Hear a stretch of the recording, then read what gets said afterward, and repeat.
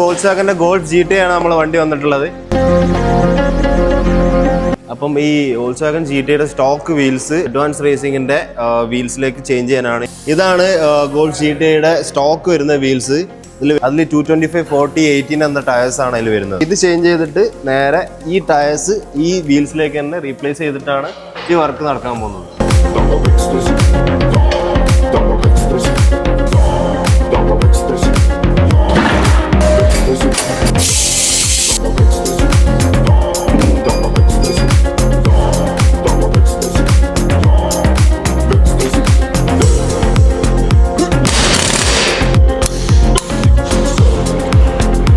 അപ്പോൾ ഈ വീലിൻ്റെ ഫിക്സിങ് കാര്യങ്ങളൊക്കെ കഴിഞ്ഞിട്ടുണ്ട്.